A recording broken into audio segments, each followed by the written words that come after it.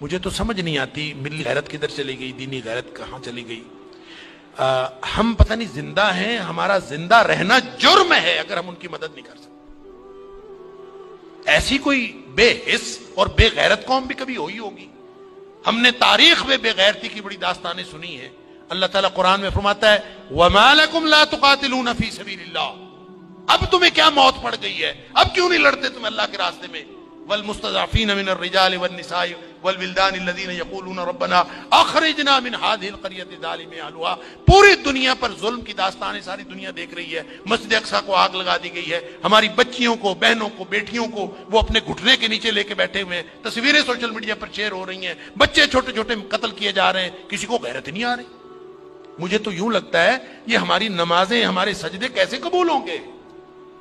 ہم جو مجرم ہیں جو آرام سے بیٹھے رہیں، کیا کریں؟ بے بسی کی انتہا ہے۔ میرا دل یہ کر رہا تھا کہ میں پاکستان کے جو حکمران ہیں، اگر 58 اسلامی ملکوں کے حکمرانوں کو تو ہم کچھ نہیں کہہ سکتے، اپنے ملک کو حکمرانوں کو تو کچھ کہہ سکتے ہیں کہ حکمرانوں اور فوج کے سپہ سالاروں، اگر تم ان کی مدد کر سکتے ہو تو کرو، ذمہ داری تو تمہاری ہے۔ نہیں کر سکتے نا تو ہمیں ایک جہاز میں بھر کے وہاں بھیج دو، کم از کم ہم عزت کی موت ماری جائیں، کم از کم جا کے ہم وہاں پہ ان کے ساتھ شہید ہو جائیں، اللہ کو قیامت کے دن ہم اور نبی کریم صلی اللہ علیہ وسلم کو چہرہ دکھانے کے تو قابل ہوں کہ اللہ ہمیں غیرت تھی، ہمارے اندر کوئی ملی اور دینی غیرت تھی۔ تو دعائیں ہو رہی ہیں، وہ کوئی کہہ رہا ہے کہ اللہ تو کو ابابیل بھیج دے اور ان کی مدد کر دے، کوئی دعائیں کر رہا ہے، کوئی دعائیں کر رہا ہے۔ اس طرح کے لوگوں کی دعائیں اللہ قبول کوئی نہیں کرتا۔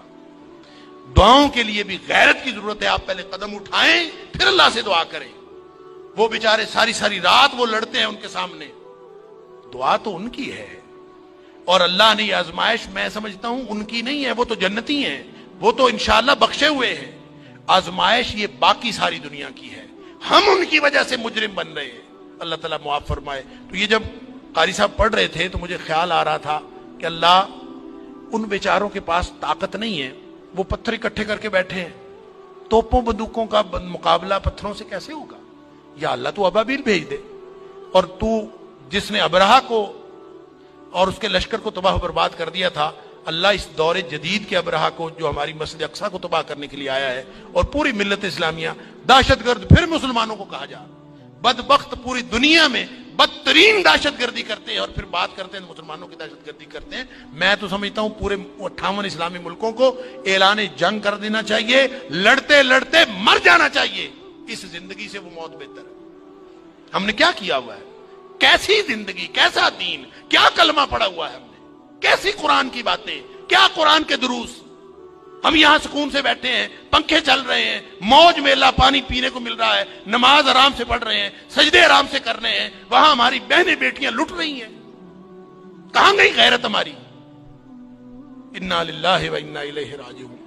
مجھے تو یوں لگتا ہے کہ شاید یہ ہمارے آرام سکون سے کیے ہوئے سجدے بھی کہیں جرم نہ بن جائیں۔